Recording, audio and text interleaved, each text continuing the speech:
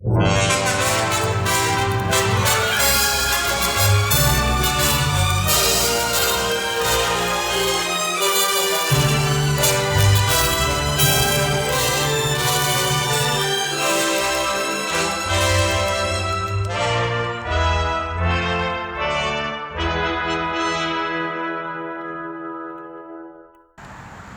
it's Saturday, September 13th, 2025, and we are in Cuyahoga Falls, Ohio at the huge Adios Party Center, Expo Center, call it what you will, for the big Lil John Adios Muchachos show.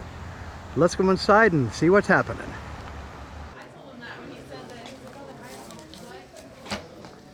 There's Jim Symanski hard at work before the crowd arrives. Before the crowd arrives. Right.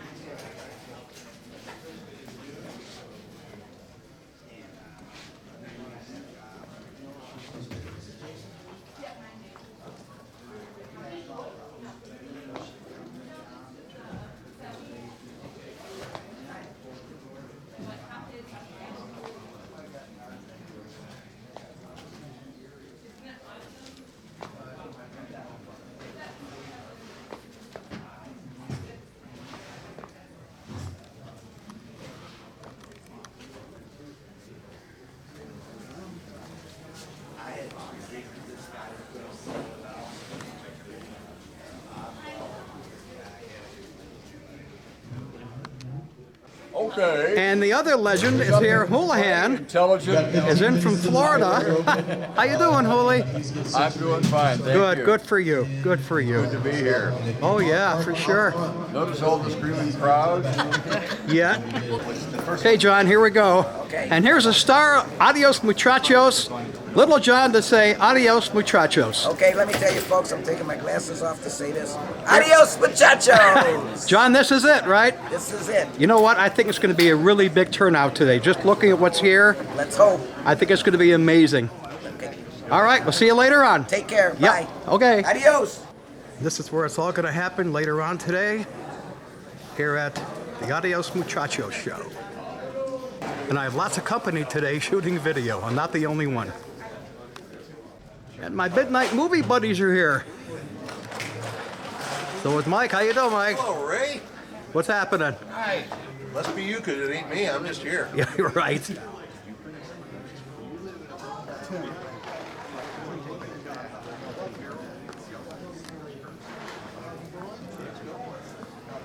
A lot of stuff to see here.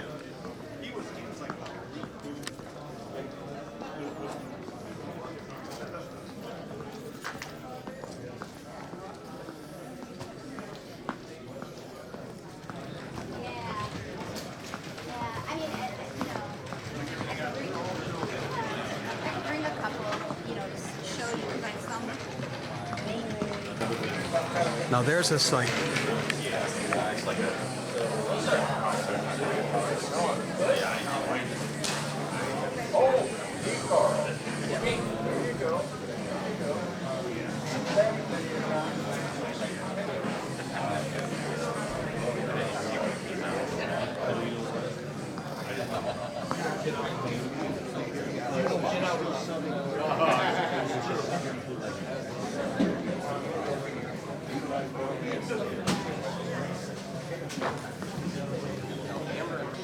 We even have Star Trek here.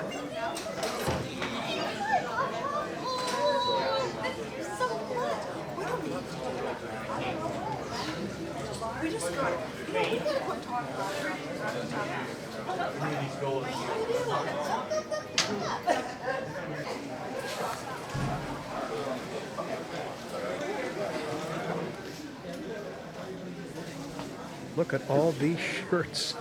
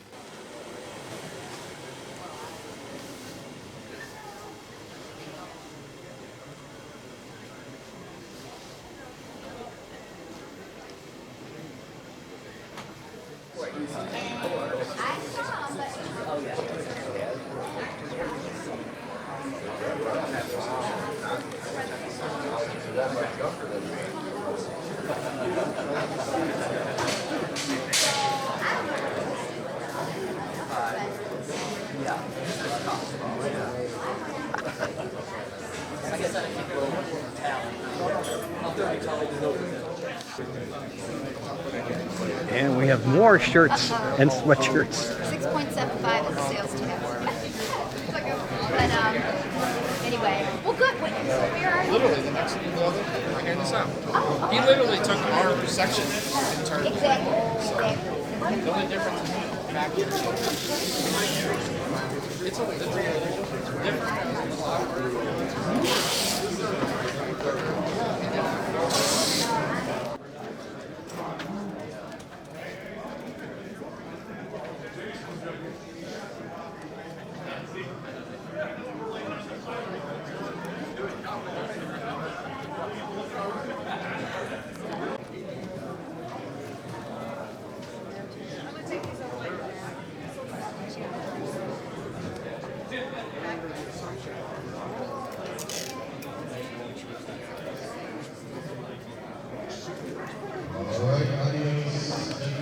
Rookie's going to start in a while. And the show just opened. Hey, that's the outfit, man. That's the outfit. That's the outfit. Look at this guy. Outfit? I'm still in my pajamas. What are you talking about? Your pajama. It is early in the morning, yes. Yeah, I know. Well, I've never changed my clothes. I look like this 24/7, 365 days a year. And I believe it. I know. And keep your distance because it smells like it too. I believe it. All right, thank you. We'll see you later on. All right. All right. Okay, hang on.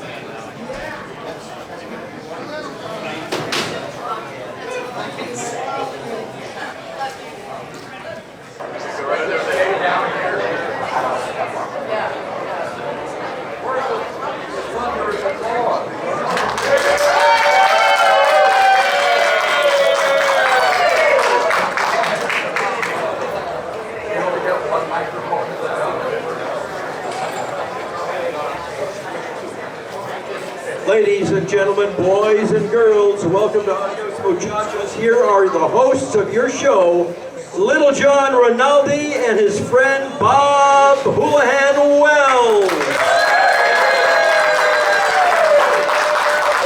Thank you, Jimmy. Well, folks, this is Adios. This man here came all the way from Florida to be here. That's right.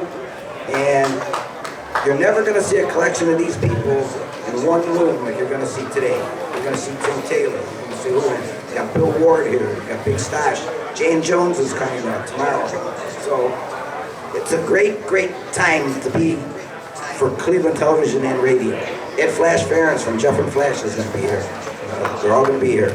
But we want to thank you for coming. And thank you for being fans for the whole time that we've been around. And Julio will tell you, there's no greater fans than Cleveland fans. Well, you know, we would do our show in the studio or do a skit out on the street someplace. And we never knew how it would be, received. And thank God, everybody liked what we did. So So the people have built, you know, and it was very gratifying. We could not have done the show without fans. I mean, you are essential. You drove the way. You drove the wagon. So again, welcome. Walk around. There's good food over here. A lot of vendors to see. Take your time. We have a shock theater in the back, right around those drapes, and it's showing old-time movies, films. And if you stick around long enough, the last thing it shows is the tribute to Big Chuck. So just so you know. So you might have to be here 7 hours, but before we get to it. Yeah, he was 90 years old when we lost him. Right, and you are 92. I will be next week. Yes. 92, not bad, huh? I think the word is survivor.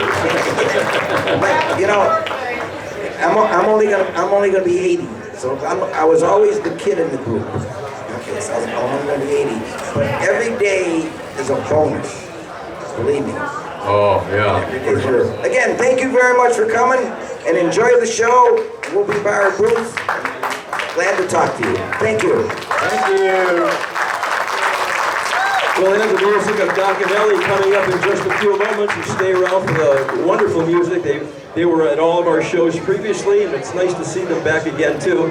And also keep in mind, we have our memorabilia display over here right next to the stage.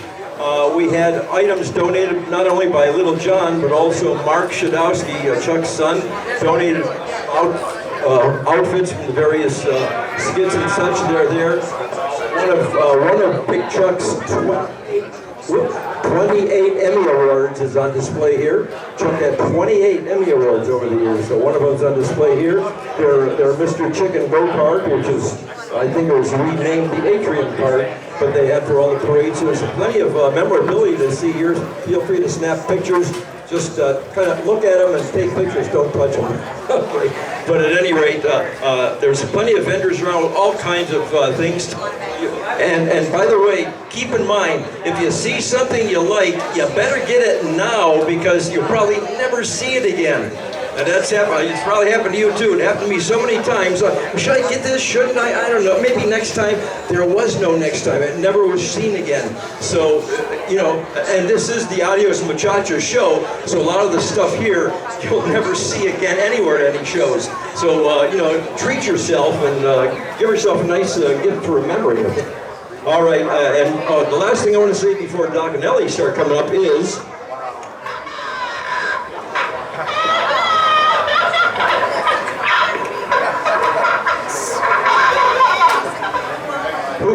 Who can forget that? Okay. They may have them on the opposite side at the Garstig, the Goulardi, yeah, because that's where I got mine from. So they may have them over there. But yeah, stop by and see all the vendors, okay?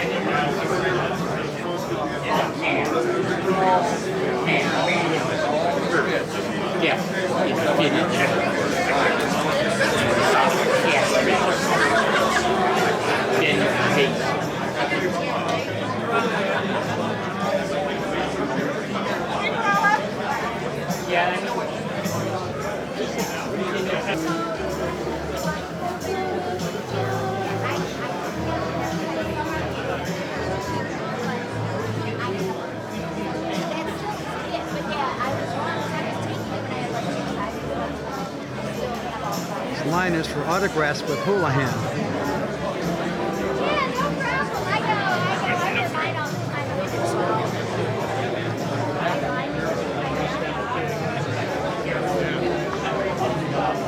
And this line is for autographs with Little John.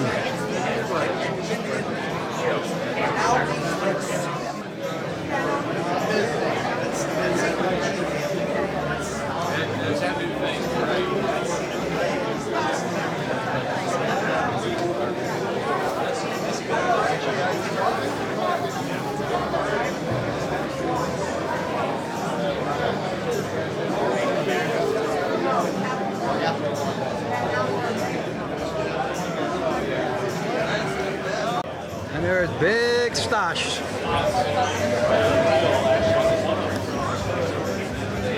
And there's Bill Ward.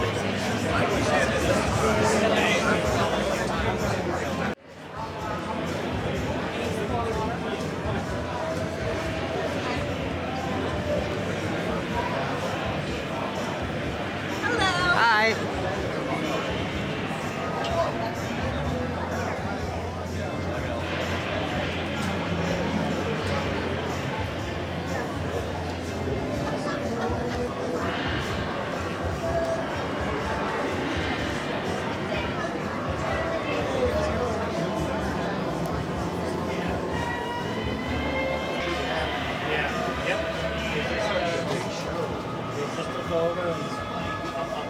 How it goes, and I talk to a buddy of mine who's set up there, but I go there for Steel City. Yeah. And if I get into that comic palooza, I may do that because it's a fraction of the cost. Yeah. Yep. The Steel City right now is the only time I can get to PA.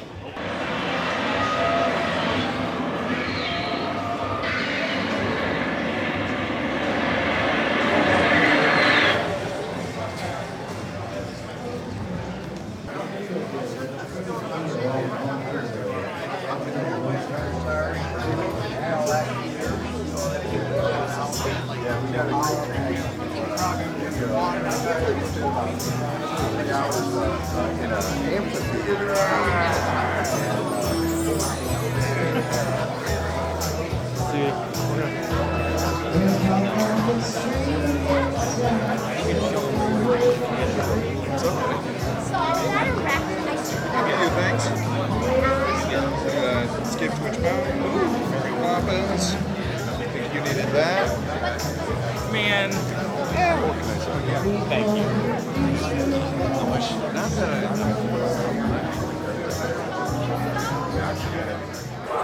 Ladies and gentlemen, it is our great honor that the Adios Muchachos show has a special guest today from WMMS. But way back when, you remember the Jeff and Flash show, a co-host there, Ed Flash Ferenc. Thanks, Jim. Well, good afternoon. Yeah, you know, I was just talking to Tony Masaccio, and I do a show on WERE. Here it is, Tony. Everybody knows Tony. He's the roving restaurant reporter. But I've said this so many times, and I'll say it again.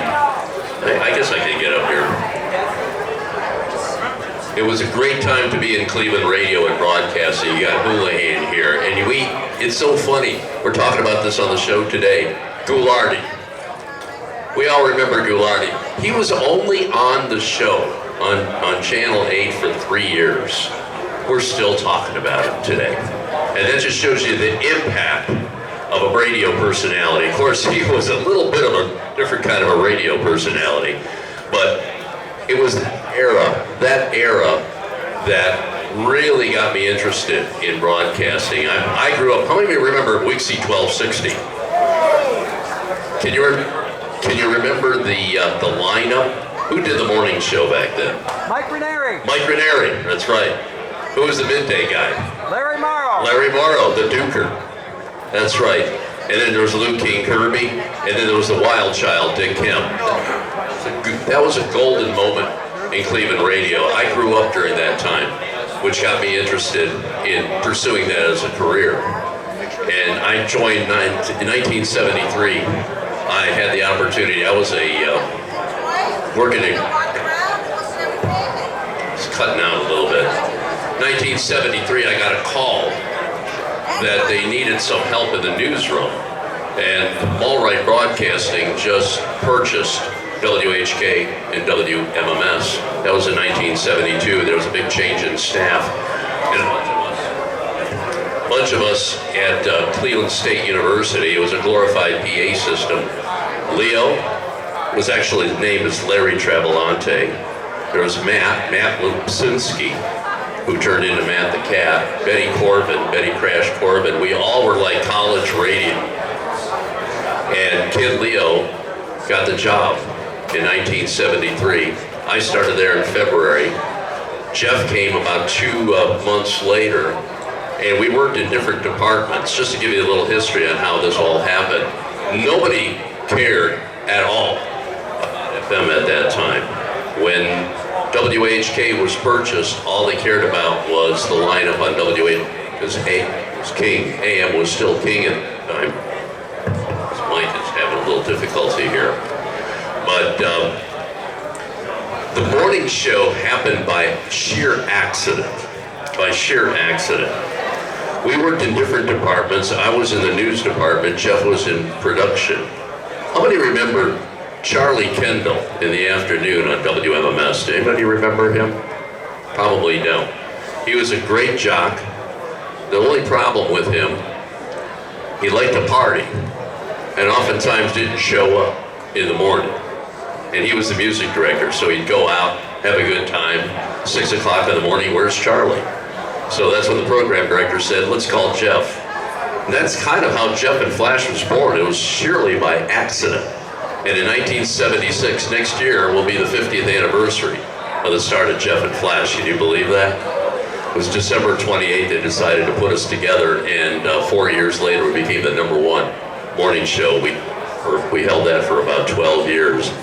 But the cool thing about radio, and the cool thing about how that all happened, they left us alone.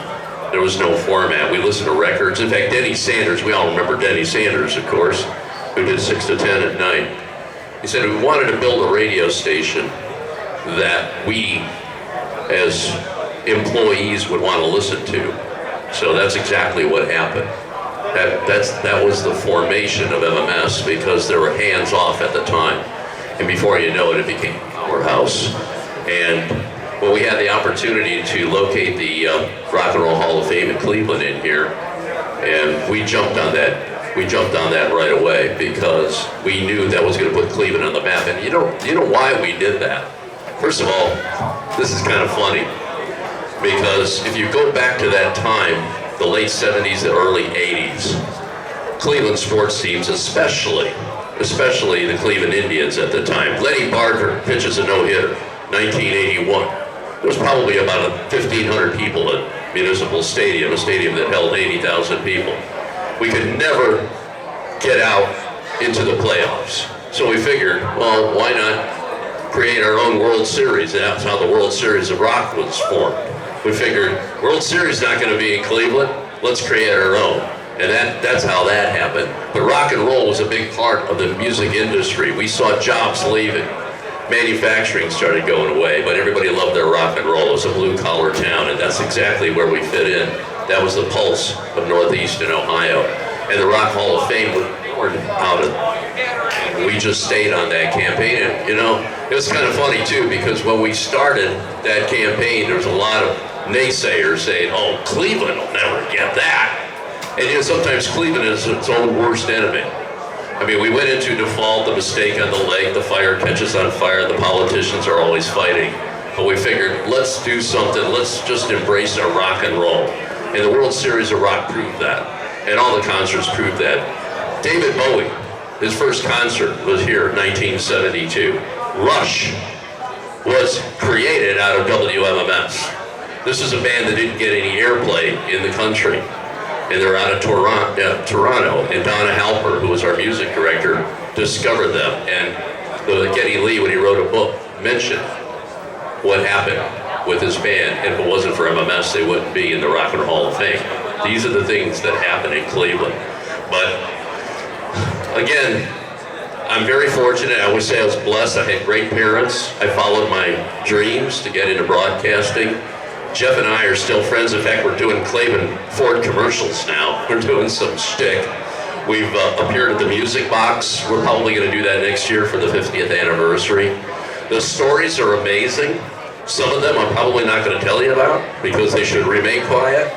But We had a great time. We went to a number of high schools. I mean, I called MMS the soundtrack of Cleveland, because what happened on that radio station, not just the morning zoo, but in all parts, it was the pulse. What was going on? Kid Leo and his connection with the Browns. And we had a great connection with Hanford Dixon, Mike Babb. Personalities. We were fortunate to have like Julian Lennon when he came, after John was killed in New York. But it was a revolving door of guests. Sam Kinison, the screaming comedian. I'll tell you a real quick story. This was kind of funny. In 1986, the then governor of Ohio was Dick Celeste, and he was born and raised in Lakewood. He won in '82, was reelected, and Jim Rhodes, the former governor, ran a campaign against him. And Rhodes did pretty well, kind of scared Celeste, and Celeste won it, and he wanted to come on the morning show. So we said, well, that's fine, but we got this guy, Sam Kinison, that's going to be in the studio. So picture this in the governor of the state of Ohio sitting next to Sam Kinison. And Sam didn't know who he was. So, and Celeste didn't know who Sam was. So Sam gets into the shtick. We fed him a couple lines that Rhodes was the governor during Kent State. What happened there? So he gave him a little bit of material, and then he started going into this whole thing and started screaming. And he brought up Kent State. And he said, what's that governor going to be doing now? Driving a bus? That's all you're qualified for now, because your career is over. Mr. Leonard. How many of you remember Mr. Leonard? Assistant Public Service Director, part-time editorialist. Mr. Leonard, we, at that time, Malrite, the company that ran MMS, was branching out into various markets. New York City for one, San Francisco, Denver, Houston, and Mr. Leonard was out of Houston at the time. And he started with his little shtick, and he really was the voice of insanity, pretty much. And you never knew what was going to come out of his mouth. I'll share with you a quick story. There was a Dr. Robert White, who was a neurologist in Cleveland, and he had a world-renowned neurologist. In fact, when the Pope was shot, I think it was Pope John Paul II, this was back in the late 80s, I believe, and he was a devout Catholic. And he visited after the Pope was shot to kind of like just have an audience with the Pope, and also he more or less became his doctor for a brief time anyway. So Dr. Robert White is in the studio, and this is a guy that at that time was probably knocking on 70. Again, world-renowned doctor. Mr. Leonard calls in and does it in a squeaky voice. So you saw the Pope. He said, yeah, who is this guy? Well, he saw the Pope. So you examined the Pope? I said, yeah, I examined the Pope. He said, so he took his pants down? and then he starts scratching his head. And next thing he said, well, boxers or briefs? At that point, Dr. Robert White gets up and walks out of the studio. And we said, Mr. Leonard, look what you've done. This world-renowned neurologist who saw the Pope, had an audience with the Pope. And he said, sorry. But and we had no idea he was going down that road. No idea. There was one time we sent him the Emperor of Japan, who was also the guy who called the shots on bombing Pearl Harbor. He passed away. So we sent Mr. Leonard over to Tokyo for the funeral. Now the tradition in Tokyo is 60 days. They lay in state for 60 days. So Mr. Leonard called us in, and he was talking like this, and he couldn't hear very well. I said, Mr. Leonard, what's wrong with your nose? Well, you'd stink if you've been lying in bed for 60 days. So this is the kind of crazy stuff. It was fun, it was slapstick, and there's just a few stories that I could share with you, things that we have done over the years. And the beauty of it, some of it was planned, much of it was not planned, but it was a great time to be in Cleveland radio. I often say I'm kind of glad there were no cell phone cameras around at that time. It would be a whole different kind of world, and social media has changed everything. I don't have to explain that to you. But the impact of the morning show was so profound. I think the highest ratings were probably in the mid-80s, and about 1 out of 5 radios were listening to the morning show. So, and when they listened to the station, they listened morning, noon, and night. And it was programmed that way at that time. I mean, the morning show, we didn't play that much music, maybe 8 songs, midday a little bit more. The coffee break concerts, how many remember those? I mean, that started off with local bands. We had Paul Simon. We had some major bands. Lou Reed even showed up at one of them.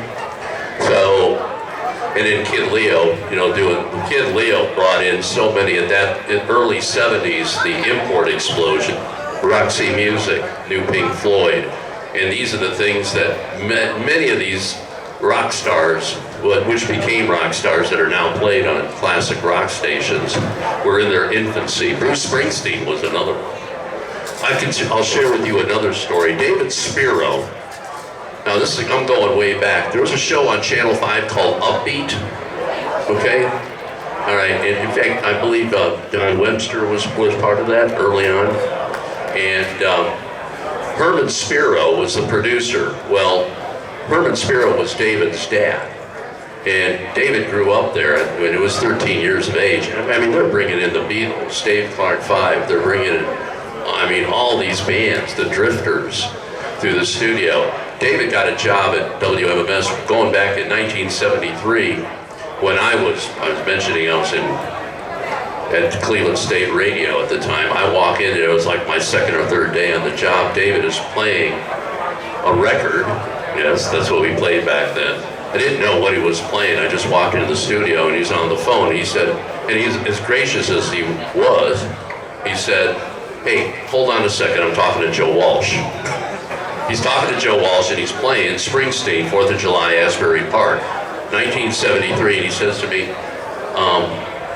"You know what? I think this guy's gonna make it big." This was 2 years before Born to Run. David's still around. I've talked to him the other day. He's out with a book. If you Google his name, it's S-P-E-R-O, David Spiro. It's about his 60 years of life in rock and roll. And he's worked with just about everybody. The last venture was with Cat Stevens. But again, you know what? I want to open this up to some questions. I'm just giving you a little tease here of what I have been able to accomplish and to be around such great people in Cleveland. Cleveland has just been a wonderful town to be a personality in. It still pretty much is. The whole industry has changed. It's very much corporate. I mean, there were mom and pop, there was local ownership, and they allowed you to do a lot of things. That has pretty much changed. But if anybody has any questions about what might be happening, you never know who's going to show up at these events.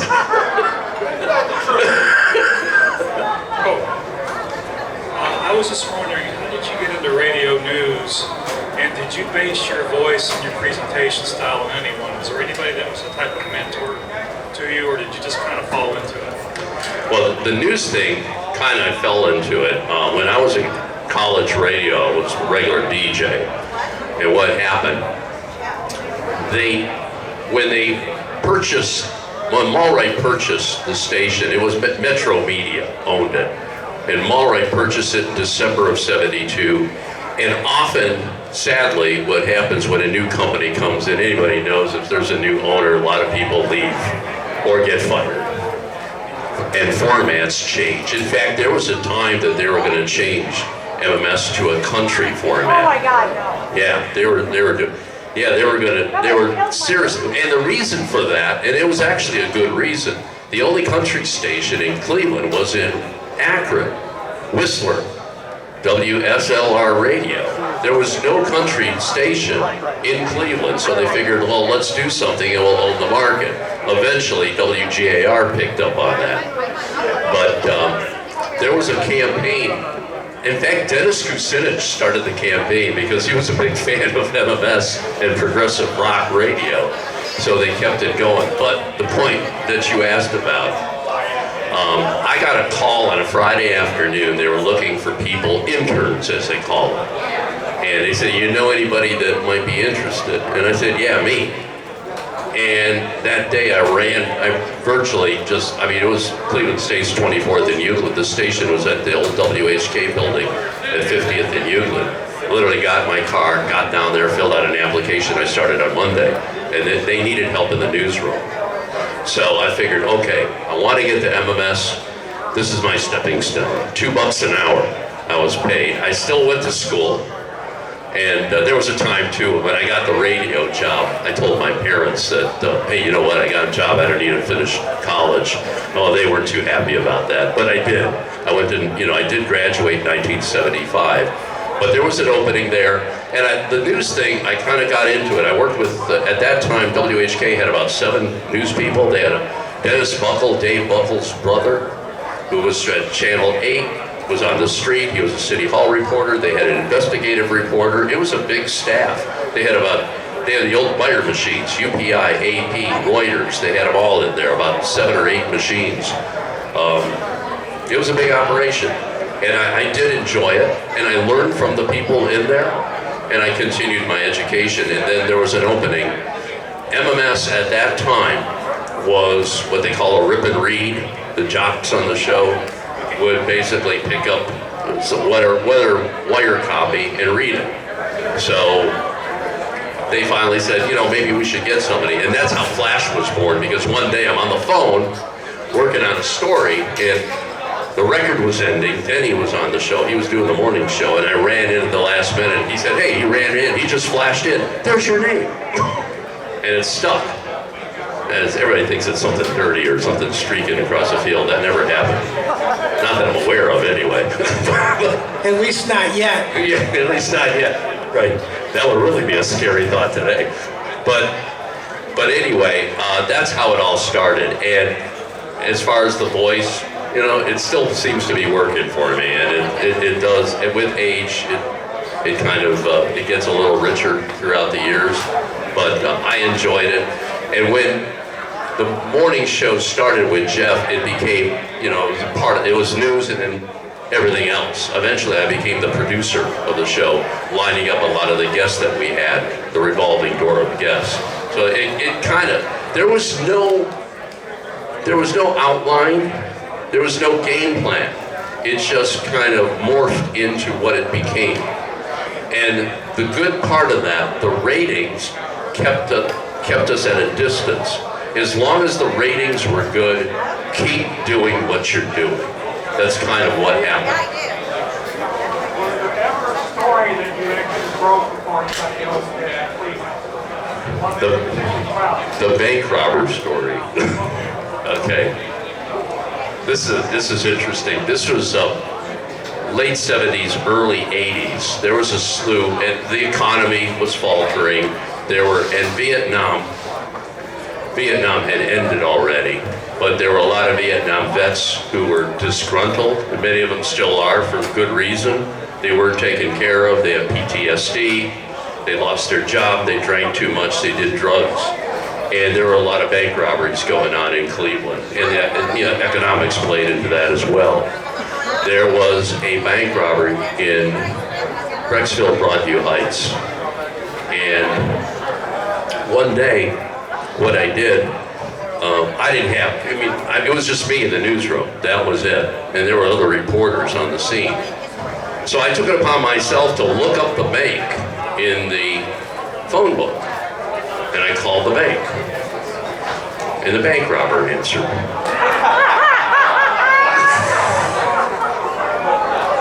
And I said, who are you? He says, I'm the robber. And he's holding like 7 to 8 people hostage. I mean, this was like, he has a gun, he's holding people hostage, he answers the phone. Obviously, he knew who I was, he knew about MMS, so we started this dialogue. I couldn't believe it was happening. I'm rolling tape. This was not live or anything like that. We didn't have that capability back then. So I just kept the conversation going on. How are you? Don't hurt anybody, blah, blah, blah. And I said, what can we do to stop this whole thing? He said, well, I want to make a request. Okay, what's your request? He goes, Funeral for a Friend by Elton John. I said, well, that's not good. That doesn't send a good message here. So I went to Matt. Matt's on the air. This is happening about 1 in the afternoon. And I said, Matt, I got a bank robber on the line. And he wants to hear a Funeral for a Friend. And he says, get out of here. And I played him the tape. And okay. So I played him the tape, and Matt went on and he played the song. And while that whole conversation, when I tried to keep him on the line. At that time, the lines were cut. The FBI came in there. They were on the scene. But nobody at the FBI realized maybe they should cut the line, or at least cut one line, keep one line open so they can kind of talk this guy down. But instead, the lines were all open. And I will tell you something, what happened at that, I took some crap for that. Because, because like I was interfering with an investigation. But it changed FBI protocol. So when anything that happens like that, they will leave just, cut any other line. And, things have changed now with cell phones, it's all completely different. But at that time, the bank had probably about 4, 5, 6 lines. And they were all open. So it changed FBI protocol.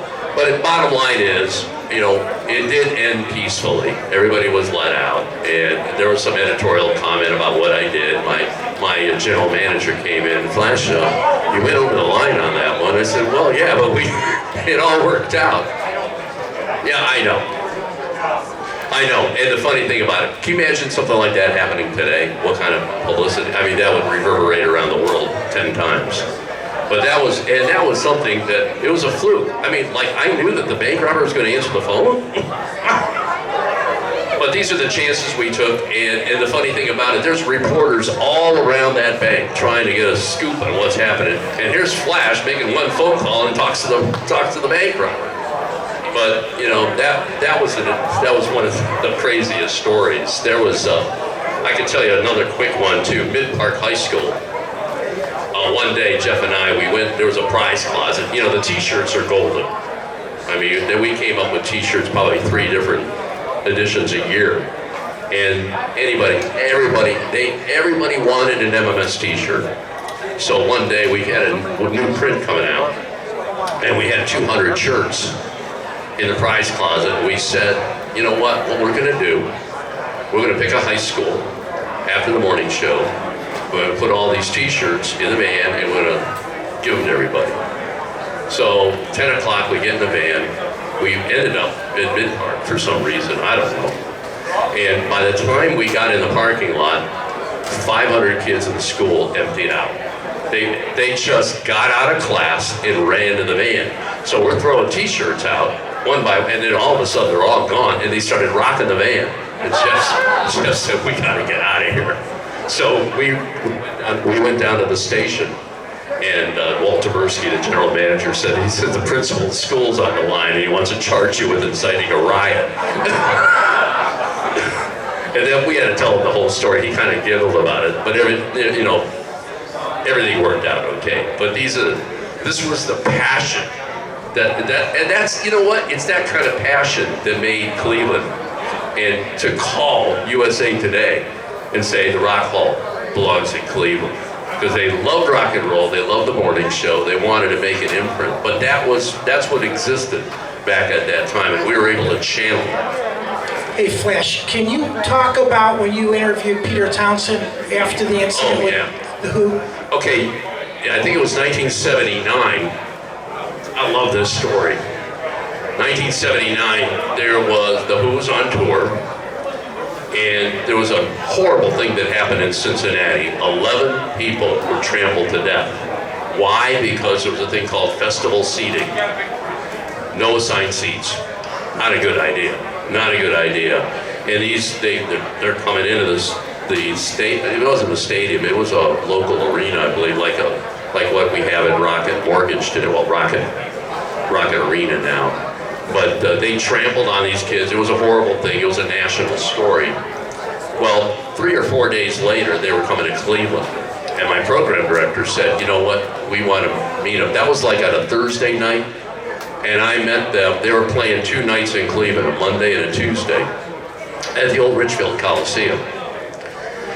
And my program director said, I want you to meet them at the airport. I said, sure, what time? 2 in the morning. And they're coming out of a flight. They played one show outside of Boston after that. And I showed up at 2 o'clock in the morning. It was a private area. I had security clearance. And they're coming out of the plane. Roger Daltrey comes out and had the microphone and said, hey, welcome to Cleveland, blah, blah, blah. And he was really cordial about it. Pete Townsend, though, Pete Townsend said, I'm tired. He looks at me briefly. He looks at me and he says, I'm kind of tired. I really don't want to talk now, but I'll talk to you after the show. So he blew me off. He blew me off. So Monday night comes. I watched the show, had a tape recorder with me, and it was a spectacular show. They made a few comments about it. And at the end of the show, I got access backstage. And the whole band is out there. They had all the networks there, Rolling Stone Magazine, Dia who was on staff at the time. Oh, and she wasn't there yet. I think Leo was back there just yapping with everybody. But there was a lot of media, and I waited and I waited. Now keep in mind, I got up at 4:30 in the morning to do a morning show, so we're talking about close to 1 in the morning, waiting for this. I figured, I waited about probably 40 minutes. This is not gonna happen. So I get up, and from here to where that camera is in the back, the gentleman in the gray shirt, it's Pete Townsend. He looks at me, I look at him, he says, you, I remember you from the airport, you waited for me. I'm like, what? So he came over, he says, I owe you an interview. We sat down for about 20 minutes. And that's when he gave me the ID, which is probably a station ID. That was probably the most played ID in the station history. Hi, this is Pete Townsend. And when I'm in Cleveland, I listen to WMMS because rock and roll will always, always, always, always, always overcome eventually. I pulled that off, we put that on the next day, and it was, we played, I still have that in my file. And, but the coolest thing is, here's the guy that played a concert, just tired, 2 in the morning, remembers my face, and gave me the interview. That was a special moment. That was a real special moment. And again, that's just one of the many things what made Cleveland what it is today, as far as the rock and roll capital. Yeah. Do you have any fun stories about the days when you worked with the late John Webster, best known for Lanigan and Webster Show? He had some about you. Yeah, there's a few of them. The great thing about John, a lot of people don't know this. He brought Gary D to Cleveland. Gary D, we all remember Gary D. That guy, he was Stern before Stern. There's no question. We're talking early 70s here, and Gary D was in Fresno, California, small market. John was there, I don't know, he was pretty much the program director at WERE. I think he was looking for new talent. The station wanted to change their format. I think they were just kind of behind in the ratings. They weren't doing well, they needed an identity. So he hired Gary D and kind of let him go. And it exploded to the point, there was a lot of advertisers that kind of ran away, but eventually became #1 in the morning. And this is a guy that was just unleashed. He would say just about anything and he got away with it. He knew the politicians knew him. He was married for about 5 minutes with Liz Richards in the Morning Exchange. There were some real interesting stories there. But he eventually came over to Mallright, and he became the news director at WHK at the time. And I'm trying to think of, Gary D did bring Gary D with him because they let him They let Gary D go. They went to an all-news format. He brought Gary D, and at that time they were trying to do everything possible to bring back AM radio. They had a heck of a lineup because they had Gary D in the morning, and then they eventually hired Don Imus in the afternoon because he got fired out of New York. But John and I, yeah, we had a few go at it. Some of these are probably for another stage, okay? I'll tell you a real quick one though. When Don Imus came, and Carl Hirsch was the general manager at the station at the time, and Imus got fired from WNBC in New York, and Carl Hirsch, who liked to take chances, said, why don't we try to bring it to Cleveland? And he said, what's it going to take? He contacted Imus. He said, I want $125,000 and a yellow Corvette. Why he wanted that, I don't know. And this is, okay, this is late 70s. That's a lot of money back then. You're probably looking close to about $800,000 or something like that. And for Cleveland, that was a lot of money. He went with it. He didn't have any choice at the time, so he went with it, and he came in, and Milt Maltz, who's Jewish, had all his bankers he was on the board of Society Bank, which is now Key Bank, and in his office, he had them all there, waiting to hear what Don Imus was going to play and talk about. So he comes on, he worked 3 to 7. He comes on at 3 o'clock. His first song was Kinky Friedman, They Don't Make Jews Like Jesus Anymore. So Milt Maltz is looking at Carl. I thought he was going to fire him on the spot. and all the bankers are red in the face. You hired this guy? Well, eventually, things calmed down, and they were, he became #1 in the afternoon. But it was an initial shock, let me put it that way. But that was the lineup. Any other stories? Questions? I just curiosity question. When I was in college, working nights at the grocery store, we used BLF Bash. Is he? I think so.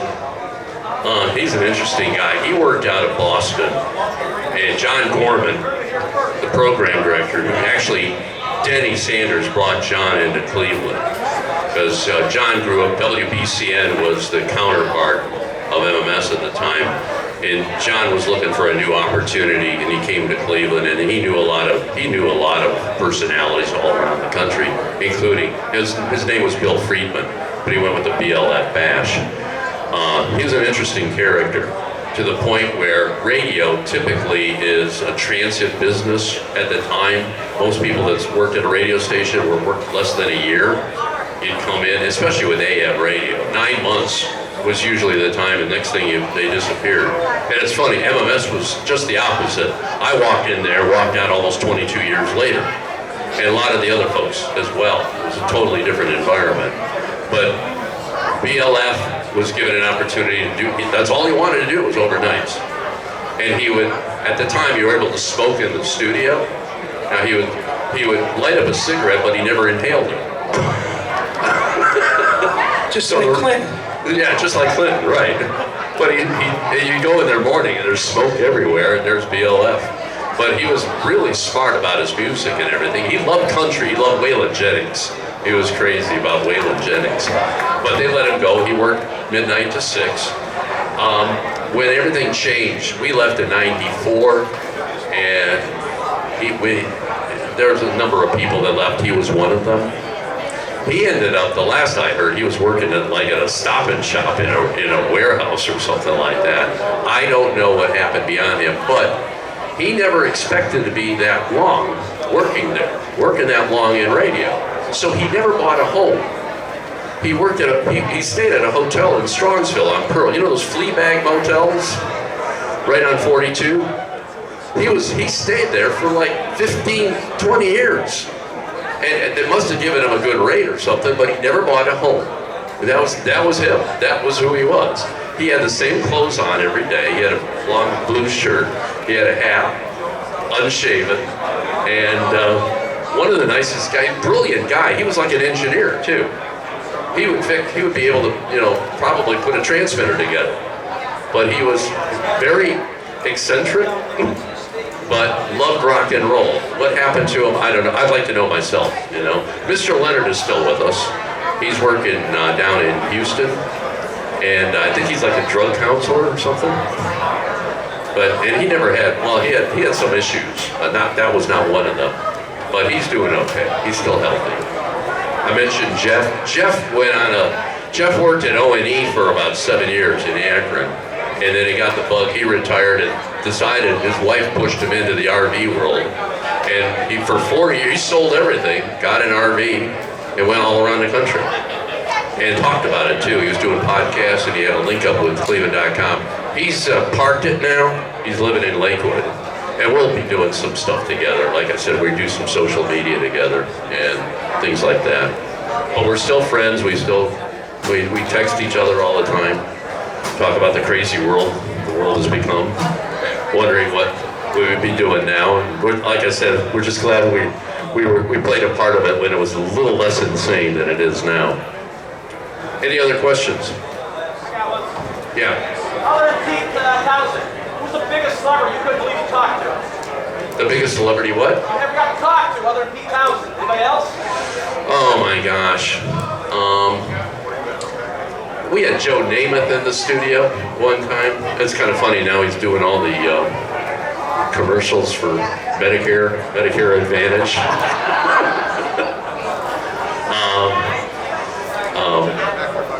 Fleetwood Mac's, I'm trying to think of, Mick Fleetwood came in. A lot of rock and rollers primarily.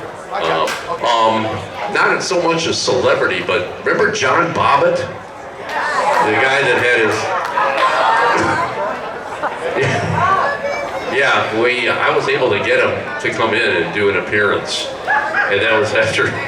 It was funny too. That was the weirdest thing too, because I had to go to the restroom and he wanted to show me his scar. He said, okay, you know what? There's a certain part where I have to stop.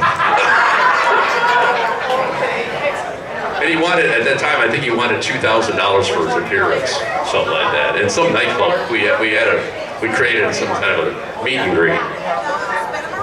I shouldn't use meet and greet, should I? Anyway, anything else? Elliot Gould was one who came by too, and he was, I don't know what was wrong with him. He was just hungover or something. He didn't even want to be there. Hey, Ed. Oh, yeah. Hey, whatever happened to Archie Rothman? Oh, I know he passed away. He was, that was the Archie Rothman Time Machine on weekends, and I know he had some health issues, but he had quite an audience with that. That was the beauty of that, because the weekends were so special. They were dedicated to, I mean, we started, in fact, for a short time, remember Tom Garden from the Browns? He started a jazz show.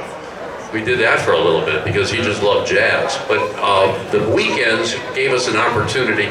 They're not heavily rated, like, you know, the main part of the ratings is 6 in the morning till 7. MMS was able to carry it throughout the whole night at that time. But especially today, it's morning drive, afternoon drive. Weekends gave you the opportunity to be a little flexible with programming, so we did that. We also did the National Lampoon Hour, and that was pretty successful, but I really don't know the answer to that. But he was an interesting guy, very interesting guy. I attended the Ohio School of Broadcasting back in the day, and he was one of the instructors there. Okay. And my condolences. Yeah. Well, actually, I got through the Ohio School of Broadcasting, and I had a pretty good career. I started out in a small market, ended up making it to Akron, and I worked in Cleveland in a couple of different stations, Kansas City, upstate New York. I'm not rich, by no sense of the word, but I've had some really good times. Yeah, well, good for you. Congratulations to you. It's a passion, you know, you're right, you're not going to get rich. There's a few people that have, I mean, you know, the Sterns of the world, the Gary D's at that time, the Joe Finans and Imuses of the world, but those are few and far between. It's just like And just like on TV too. I mean, you take a look at the anchor people; those are the ones making money, or on the network. But a lot of the reporters, they're barely getting by. Welcome to broadcasting. I Yeah. went to Kent State in 1979 to go into broadcasting. My dad said, "What the hell are you doing? You're not going to make any money." So no cleaning business. And fast forward, I was a caller on the Mike Trevisano show. Flash and I became good friends, and now I'm on his show on Saturday morning, so you can still hear this wonderful voice on 1490 WERE every Saturday morning. And I work for him, and I'm broke because of his payment. That's right. I always keep saying the check's in the mail. I lucked out too. I started back in the late 90s to host a labor union show called America's Workforce, and that has done extremely well, especially in the last couple of years. We started podcasting. That's the coolest thing right now with podcasting, and we're on 5 platforms. And it's not my show, but I interview people that are involved in unions and workforce issues, and they feed me, and it's all union, so it helps out. And it also contributes to my pension because I'm a member of SAG-AFTRA. And when MMS was a union shop, and when you were on the air, you had to be in the union. That was 1974. So I'm a union member for 51 years. Now SAG is the Screen Actors Guild, and they merged with AFTRA about a dozen years ago. So I say I'm in the same union as George Clooney and Jennifer Lopez, except they have a bigger paycheck than mine. But it's great. It's a good group. In fact, Fran Drescher just completed her term. Remember the nanny? She was the president of SAG-AFTRA until like about a week ago. You got a question? Tony, give him the mic back there. Could you talk a little bit about when you and Jeff used to own that nightclub Monopolies? Oh yeah. How you got involved in that, or any fun stories from there? Well, that came by accident. Good question though. And that was 1979. We were doing gigs at nightclubs. You know, the morning show started really exploding, and there were a number of nightclubs that wanted us to do nights out. And we were at the Agora a lot at the Agora because the Monday nights out, and we did New Year's Eve parties there. The owner not the owner, Hank Lacani was the owner, but Gary Bauer was their manager, and he wanted to start a nightclub because he had the experience of working at the Agora. So he contacted us, and it was a Monopolies theme. They had the board games on the dance floor and all that, and it was out in Lorraine off of 58 and 611, I think it was, and it lasted about 2 years. In fact, we had Michael Stanley out there for a Sunday night, and it was a cool time. But it ran it, you know, everything has a shelf life. We did that, and then we were just doing other nightclubs. The mining company, well, it used to be Dixie Electric. The mining company became that was a big part of the 1980s. We were there just about every Friday night, and after that was downtown with the Flats, and that was Jeff and Flash's Noisemakers. So we were down there doing that, and I think that ended about from 86 to 88. It was about a 2-year time. 88 was a big year. My kids were born, and I had to become an adult then. So we had 3 kids in 13 months. I met my wife in 1985. We got married in 88. We had 1 child in 88, and then twins came 13 months later. So we had our hands full. So I had to settle down a little bit after that. But I'm still a rock and roller. I love it. I was at Clapton the other day. Oh, was that the coolest ever? He opened with White Room. That was the coolest thing, yeah. And it was my stepson writes for Cleveland.com, so we had really good seats there. But he did Sunshine of Your Love. He did the acoustic version of Layla as well. 80 years old.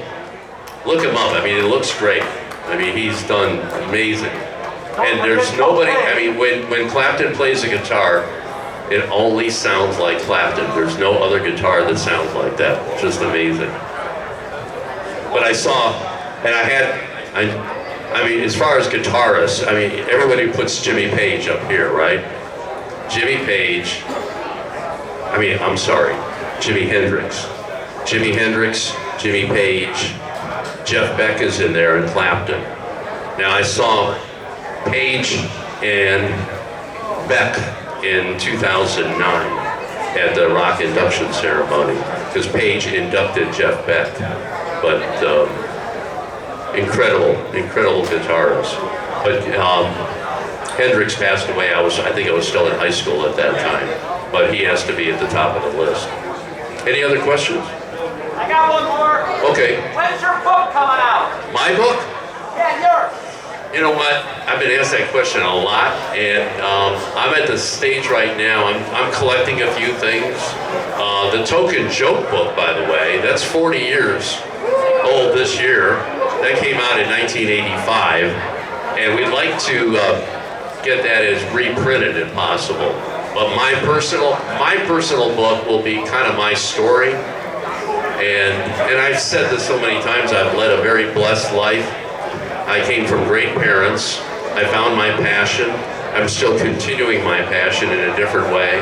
I worked in public service. I worked as a public information officer for, my gosh, for almost 25 years for 45 judges. Now, and I tell them, here's Flash from the WMMS days working in a court for 45 judges. How did that happen? Well, that would be part of the book. But I've been blessed with 2 very successful careers.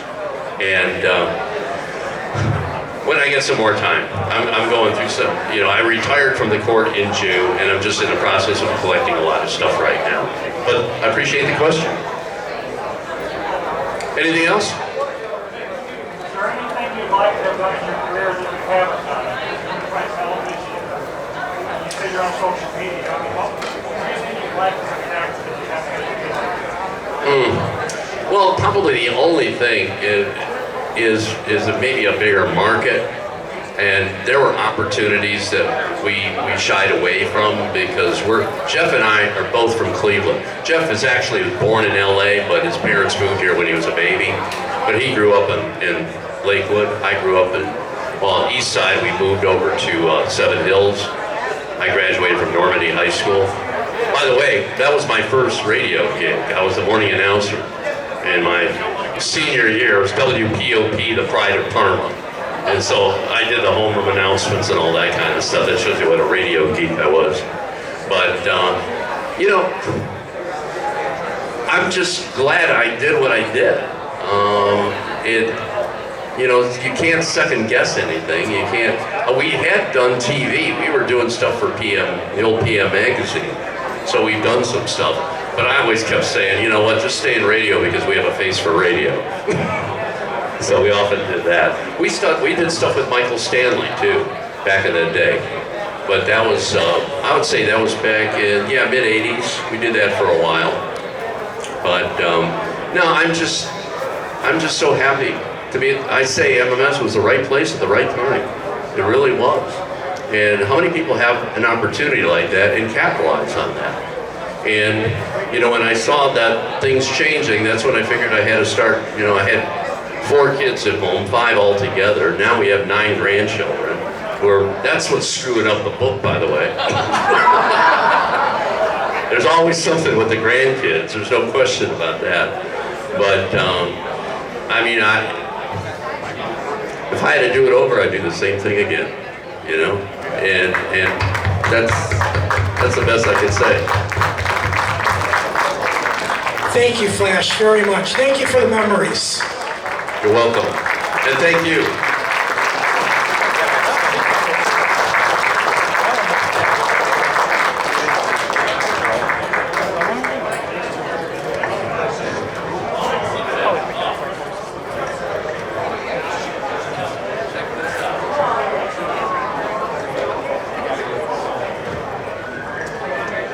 Real quick. This was the first sticker. This was before the buzzer. And the story on this, did Jeff tell you this? Okay, Walt Taberski he was a salesman at MMS who became general manager eventually. His sister drew this. And we're talking, like in I think it was, when I started in 73, it was already there. But and then when Helton came, David Helton came in 74. That was another story by accident. He's still doing appearances. I'm sure he'll be doing an appearance probably at the Music Box coming up because he's got a lot of memorabilia that he's getting rid of. But when he came, it all became the Buzzard, but they still kept the mushroom. Oh, the old one? Yeah. This might have been the Buzzard turned 50 last year. That was in 1974. And there's there it is. And the Buzzards change over the years. At first, it was really ugly, mean looking, because you have to keep in mind, 1974, what else would fly over Cleveland at that time? Because Cleveland was supposedly a dying city. What do Buzzards do? So, I'll sign it for you. I have a couple of, these are updated bumper stickers. I don't have too much, but I'll leave a couple here. But anyway, you want to take over, Jim?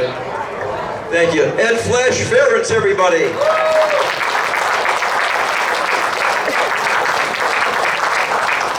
Okay, now I'm going to go check and see if anybody signed up for this pizza eating contest, because I'm not sure if anybody did or not. So I'll go and check at that. In the meantime, though, we do have Tim Taylor coming from Fox 8 News. That'll be approximately 2 o'clock. And then Hoolihan and Lil John will be up here at 3 o'clock to talk to you a little bit. I'll be here along with Bill Ward and Vicky Straczynski, Rambo, and Big Stosh. Those are the cast members of the show who are present here. So we'll be here about 4:15. Jungle Bob will have his critters up here. We'll find out which ones are edible.